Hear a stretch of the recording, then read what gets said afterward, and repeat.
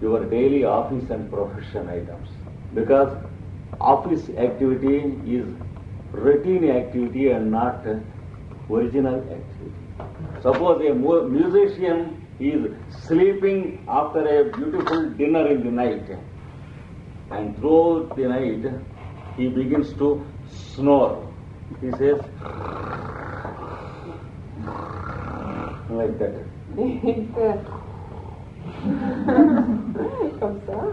And if his wife boasts that her husband was singing all through the night and that it was all music, is it correct?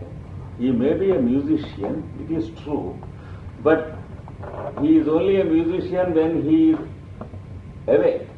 While sleeping, he is no more a musician. Similarly, in our routine work, we can't have it as our practice of the etheric body. We should have some other items other than the routine. They may belong to some branch of art, like music or painting or picture drawing or poetry, or it may be something like yogic way of routine, that is practice of meditation according to Patanjali, etc., or regulating your activities in the path of devotion, daily trying to offer yourself up or dedicate yourself up to your own God. All such attempts, when done continuously with a purpose and devotion, they regulate your subtler bodies, clean your etheric body, make it healthy and pure day by day. These methods are far more scientific than what the scientist knows about you. So, the one duty is to see that the etheric body is kept pure and regular. A good understanding of the network of the etheric body is required. Suppose there is a thick blanket made of cotton, a sheet of cloth to make your own pant, another thinner than it for to have a t-shirt, and a thinner one to have as handkerchief. How the one differs from the other, though the whole thing is made up of cotton. So you find many types of fabrics in cotton. Similarly, you have many layers of etheric substance in your etheric body. The one is that attracts the heat and light from the sun's rays. That is the most important. As long as that body, that center is working, we are expected to live without any medicine. And there is no possibility of contracting any disease at all or any contagion at all. That center is what we call the spleen center. Not the spleen, but the spleen center in the spine, which the ancients called Swadhisthana. It is responsible for the number of calories of heat that is being produced in your body. While the corpse does not produce any heat, that center is closed and it attracts no more of the solar rays. You can ask me, how can we attract the solar rays during night time, after sunset? Solar rays attracting does not mean directly when the sun is looking at us. It means the influence of sun upon the earth, showering his rays wherever we are, in which angle we are from the sun. May it be night or day, our spleen center is attracting the energy from the solar rays. And there is another function to this spleen center. converts the energy of the food material into the calories of heat. The food is taken in and it goes through the digestive system. It gets digested and analyzed and eliminated. And what is it that we are getting from the food? We believe that we are getting the essence of the food. No doubt, up to the level of blood, we are getting the essence of our food. To some extent, it is true.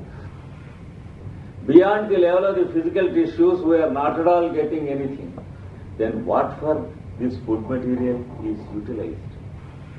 What for the physical tissues are being utilized? Are they maintaining us? Are we living, eating the physical cells of our body? Not at all. What is the purpose served by the wick of a candle when candle is burning? Is it feeding the light of the flame? Not at all. Is the oil feeding the light of the flame? Not at all. The oil is providing millions and millions of intelligences traveling towards the flame. And the wick is the bridge upon which these workers are traveling towards light.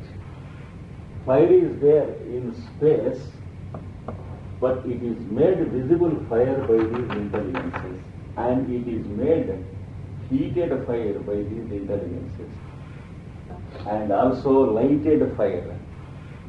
We see the original fire decomposed into heat and light. That is what the devas in the candle units and the wick are doing. They are never bringing any light.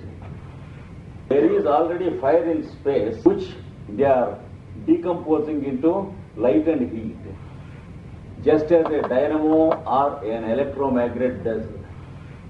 Similarly, the same thing, same purpose is being served by food in our constitution.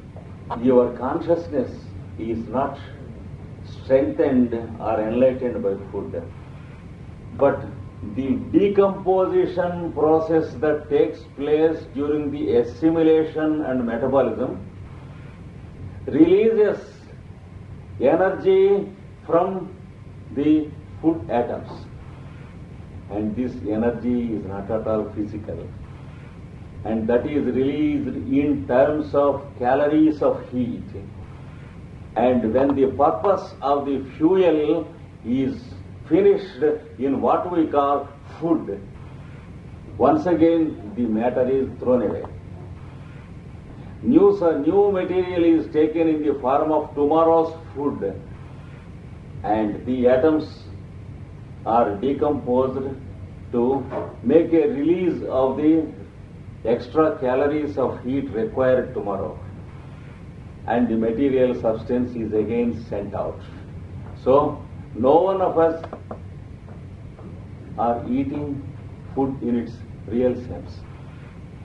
Food is to our body what fire is to cooking, what fuel or the firewood is to cooking. No fool mistakes that the wood in the fire is taking the shape of the food in the vessel. Similarly, when you know about the etheric body, you will understand that you are taking nothing from your food. The calories of energy in the form of heat is taken from the food material. And previously it was stored in the food materials from the sun's rays. And after receiving, it is transformed into either electricity or magnetism or radioactive principle. That is reason why our health or our span depends upon our capacity to assimilate, not the quantity of the food we eat. What is it that we call our strength, our resistance? It is the quantum or the capacity of our etheric body to extract the required number of calories from food that we call our strength. When this capacity is feeble, when the passage between the etheric body and the physical vehicle is narrow, we say that the fellow is delicate in health and weak in constitution. What happens if you feed the strongest foods to that fellow? He will immediately go sick and die. What happens if you feed him with all the vitamins and the proteins of the world? At first, he begins to improve a little. Afterwards, there is no improvement at all. And if you still push some more vitamins into the constitution, he goes into one type of sickness with a series of reactions. These are some of the factors to be considered when we become conscious of the existence of the etheric body. And this spleen center controls the number of calories required according to the temperature outside. When it is chill outside, it produces more number of calories and keeps the body hot, warm. When we go to the hot countries, when the temperature is too much, it makes a perspiration of the body and keeps the temperature less. We have automatic regulators of temperature according to the climate. So when we do not misuse it and when we do not prefer to use the AC apparatus frequently, air conditioning of the apparatus frequently, the spleen center remains active for a very long period of life and preserves its capacity to adapt to the environment, and the basic health is not disturbed. Similarly, there is another center which we call the base center or Mooladhara.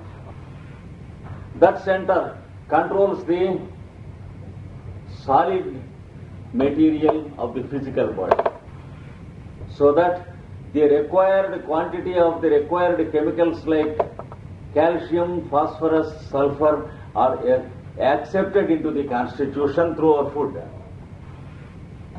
When that center is disturbed, there is the disturbance in the physical tissues of the body. And there is another center which we call the navel center or Manipura. It controls the water content of our constitution. And when the constitution requires water, it makes us feel thirsty. When the constitution is cleaned, it empties our bladder. So there will be a proper distribution and a qualitative and quantitative control of water in our constitution by the Manipura. What we call chakras are the fabrics of various textures of the same cotton which we call the etheric matter. And then we have what is called the heart center or the Anahata chakra, which controls the pulsations of the muscles and nerves of our body, which controls the expansion and contraction of every part, every center of the body, which we call the peristaltic action of the body. For example, the lungs are controlled in their expansion and contraction to respire. The heart is controlled of its expansion and contraction. And so there is the function of the heart. And the etheric center of the heart center is disturbed. There will be disturbance in the cardiac functioning, which the cardiologist can never understand, because the cardiologist is concerned only with the physical heart and its muscles and nerves. Functioning heart is different from the structural heart. Here the functioning heart is what we call the etheric center. This heart center controls the pulsations of any part of the body. And what we call the throat center controls what we call the sound vibrations.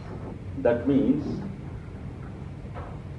our relationship with the space in which we live in. There is a bolt fixed between our physical body and the space we live in through this center. The bolt exists on the etheric body because space is ether in its content. Just as a vessel immersed in a river is filled with the same water as the river and have its own connection at the lid with the water of the river. Similarly, the throat center keeps the connection between our body, space and the space outside. And it works as the regulator of our space consciousness. And then we have what is called the procenter, the Ajna Chakra, which fixes up the physical matter to our mental body. There is a bolt to our physical body with which the physical matter is fixed up with our mind. These are the popular functional centers in the etheric body which control solids, liquid, fire, air and ether and mind. So this is the ladder for us to climb up from our physical earth to the finer and finer kingdoms up to God. And these centers are located in the etheric body. And every day the etheric matter is absorbed from the sun's rays. And our earth has its etheric body only made up of our sun's rays. Through these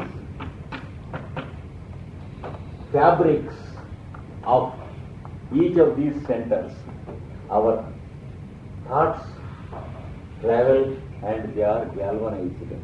And the result is the force is channelized through the cerebrospinal system and the etheric matter of the etheric body flows uniformly as a current of river with its branches into the many limbs and organs according to the need, serving the purpose of healing, nourishing and feeding. The more we become conscious of the existence of the etheric body, the more we come to know of the laws of nature working upon our constitution. We will understand the strange phenomena which we call the appetite, the thirst, etc. Understand the real meaning and significance of these phenomena and make a better use of those phenomena. And generally speaking, thoughts are conditioned by the etheric matter in our body. But when some part of our etheric body is damaged, thoughts automatically travel in a damaged way in our mind. So to say, when there is a spot of vulnerability in the etheric matter, there is a weak point and a vulnerable spot in our thinking also. And though we know that something is wrong, we accept to do it. So, the rupture in any part of the etheric body not only conditions our thought currents, but also it chalks out a deformity in our habits and behavior. And as a result, it produces abnormal growths of tissues on the physical spot corresponding to that area. See how sometimes when we have some growth of muscle, a muscular growth or some tissue, we get it operated, but once again we get it. If there is a polyp in the nose or ear, many times when it is cauterized, once again it is gone. When there is a lump, when it is cut or surgically operated, once again it occurs at the same place. And an obstinate ulcer which gets refused to heal on the physical plane, when it is medically healed, it appears again at the same spot after some years. And a skin disease like eczema, after it is totally cured on the physical plane, it appears exactly at the same place again and again, because the disease spot exists on the etheric body, not on the physical body. What's the use of our washing the physical cells with medicines? When the water is polluted with ink and made into an ice block, what is the use of washing the ice block with water? Similarly, an impurity or a pollution that is there on the etheric plane can never be cured by physical means. So, yogic methods and good food and exposure to sun and fresh air and water are the only remedies. Even these methods are only temporary unless the thought becomes progressive. The more and more we begin to grow positive about the welfare of others, the more and more automatically the etheric body is made pure. And as you know the statistics in the world now, if you observe people, the healthiest and the strongest of people are found among those who think of others' health and others' welfare, and who have no time to think about their health. A resistance of a very rare and high order in their constitution. They will be radiating life and light, face beaming like Chitam. So this is the main clue for everything. And the more we try to rectify the faults of the etheric body, the more the thoughts are regulated and rectified. But at the same time, the more the thought is regulated, the sooner the etheric body is cured of its defects. There is a peculiar vicious circle which is to be known in the end. How the universal consciousness produces etheric matter, and etheric matter produces physical matter produces our own body, and the physical cells of our brain form a seat of our mind. See how the material plane becomes the seat of our existence, and appointing the mind to protect the physical vehicle. See, our mind is made manifest by the physical cells. Without the physical and etheric cells, there is no manifestation of an individual mind. That manifest mind is appointed to take care of the physical cells. It is the circuit. Matter manifests mind, and the father of the girl advised that he should be healed of his insanity, then only I am ready to give my daughter. If he were to be married, he should be free from insanity.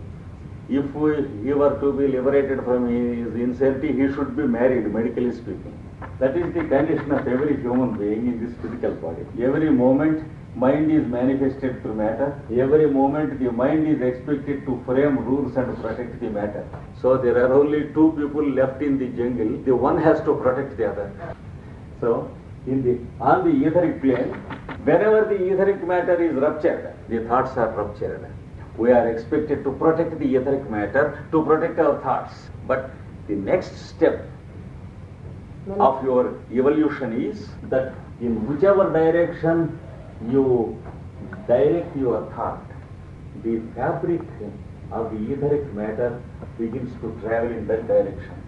If you produce a new dimension in your thought about some fine art or say about some healthy occupation to the mind which was not there with you previously, you will produce a new center of interest or a nucleus, just as you make a channel towards your own field of wheat from the river.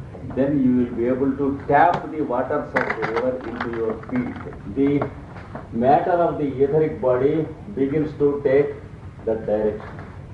It forms a beautiful center of force. So, thoughts properly directed rectify the deformities of the etheric body, and physical health is automatically established. This is the next stage of evolution, which is called the yogic evolution. In the previous stage, our thoughts are controlled by the lines of force of the etheric matter. That is what we call the force of habit. In the next stage of evolution, you will understand the unfailing force of what you call habit, and you will direct the force of habit into the positive direction, required direction. And instead of fighting against your own emotions and faults and wasting your life and energy, you will be producing new channels of thought towards devotion and positive values. For example, if you are suffering from outbursts of anger, hitherto you were trying to get rid of your anger and fight out anger. The result is you are more conscious of your anger for more number of hours in the day, and you are meditating upon anger, and the result is you are growing angry against your own anger. That is the fate of those who fight. Degree of evolution, you will know the secret. You will understand how the mind is deceiving you, and you will know how to deceive it. Now, you will begin to shower your devotion and begin to love people who want your help.